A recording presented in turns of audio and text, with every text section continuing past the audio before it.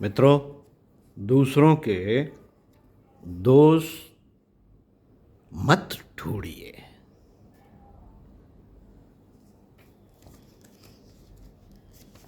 पुस्तक उदारता और दूरदर्शिता, लेखक पंडित श्री राम शर्मा आचार्य। गायत्री मंत्र के प्राक्षर की व्याख्या पृष्ठ 6 से पढ़कर सुनाते हैं।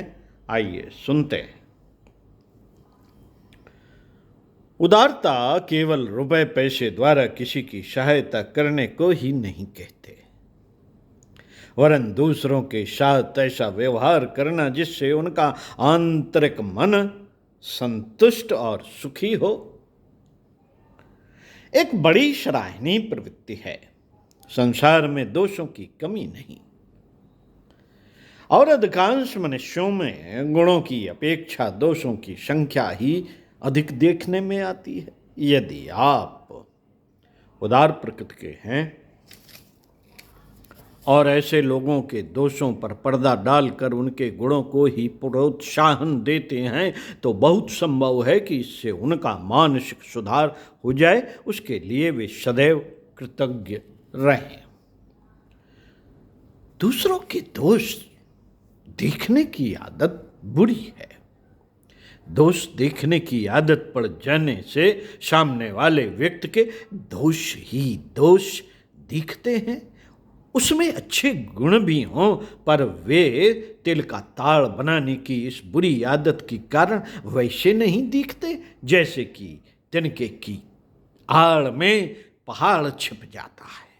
दूसरों के दोष देखना, छिद्रान्वेषण करना महान मानस रोग है। इससे मुक्त होना चाहिए। भगवती पार्वती के 2 पुत्र थे। एक के 6 मुख और 12 आंखें थीं और दूसरे के हाथी जैसी लंबी नाक थी। पहला दूसरे की नाक हाथ से नापने लगता और दूसरा पहले की आंखें गिनने लगता। 1 2 3 4 10 11 12, बस फिर लड़ाई ठन जाती और वे आपस में खूब लड़ने लगते। माता पार्वती इनकी लड़ाई से परेशान हो गई। वे बरसती पर वे ना मानते। एक दिन उन्हें पकड़कर शंकर जी के पास ले गई और बोले कि महाराज, ये लड़के दिन भर लड़ते रहते हैं, इन्हें किसी तरह समझा दीजिए। ज्ञान निदान शंकर जी उनके लड़ने का कारण समझ गए और उन्होंने उन्हें बड़ी प्रेम से पास बिठाकर दूसरे के ऐब देखने की बुराई समझा दी। लड़कों ने लड़ना बंद कर दिया। इसीलिए किसी ने कहा है, अगर है मंजूर तुमको बेहतरी, अगर है मंजूर तुझको बेहतरी, न देख ऐब दूसरों का तू कभी, न देख ऐब दूसरों का तू कभी, कि बदबीनी आदत है शैतान की, कि बद यानी कि दोष, कि बदबीनी आदत है शैतान की, इसी में बुराई की जड़ है छिपी। साथियों, महात्मा सूरदास का बहुत सुंदर भजन है, हमारे अवगुण चित ना धरो इत्यादि। भगवान से की गई यह प्रार्थना हृदय को चुंबक जैसे पकड़ लेती है। भगवान हमारे अपराधों को क्षमा करें, हमारे दोषों को न देखें। यह भाव हृदय में आते ही विचार आता है कि अपने अपराधों को क्षमा कराने वालों को दूसरों के अपराधों को स्वयं भी तो क्षमा करना चाहिए। स्वयं भी तो क्षमा करना चाहिए। हम जब स्वयं क्षमाशील होंगे तभी हमारे अपराध भी क्षमा हो सकेंगे।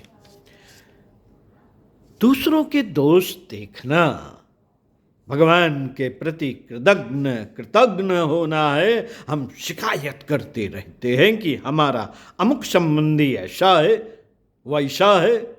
हम अपने उस संबंधी के उन विशेष गुणों का ख्याल ही नहीं करते जो अन्य लोगों में नहीं है।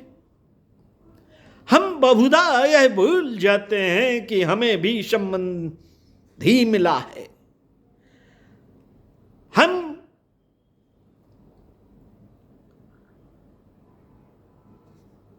बहुधा यह भूल जाते हैं कि हमें जो संबंधी मिला है वह दूसरों के संबंधियों की अपेक्षा अनेक बातों में बहुत अच्छा है, बहुत अच्छा है, और व्यर्थ में ही हम अपने उस संबंधी के कारण अपने भाग्य को कोसते हैं। इसके अतिरिक्त हम इसलिए भी कृतज्ञ हैं कि हम अपने संबंधी को की हुई सेवाओं की सराहना नहीं करते। हम अपने संबंधी की हुई सेवाओं की सराहना नहीं करते। कृतज्ञता का सबक हमें भगवान राम से सीखना चाहिए। महर्षि वाल्मीकि राम के लिए कहते हैं, न स्मरत्युपकाराणां सतमप्यानमवत्तया कथचिदरूपकारेण कृतैनेकेन तुष्यति। वे कौशल्यानंदन ऐसे ही किसी के द्वारा अपने प्रति किए गए सैकड़ों अपराधों का भी स्मरण नहीं करते, किंतु यदि कोई किसी भी प्रकार उनका कैसा भी उपकार कर दे तो उससे ही उन्हें संतोष हो जाता है। महाकवि ने राम के इसी गुण के कारण उन्हें बार बार अनसूय कहकर स्मरण किया। अनसूय अर्थात असूया, दोष रहित। किसी के गुणों में दोष देखना अथवा किसी के गुणों से जलना ही असूया है। भगवान राम ना तो किसी के गुणों में दोष देखते हैं, न देखते थे, और न किसी के गुणों से जलते थे। राम भक्त को ऐसा ही होना चाहिए, ईश्वर भक्त को ऐसा ही होना चाहिए। पर दोष दर्शन के दोष से मुक्ति पाने के लिए हमें पर गुण चिंतन की आदत डालनी चाहिए और प्रतिपक्षी के गुणों का विचार करना चाहिए। ओम शांति। स्वाध्याय सत्संग का क्रम बनाए रखते हुए जो पढ़ा और सुना गया है उस पर चिंतन मनन करने की आदत डालिए। साथियों, स्वस्थ रहिए, व्यस्त रहिए, मस्त रहिए, कुछ अच्छा पढ़ते रहिए, कुछ अच्छा सुनते रहिए। ओम शांति।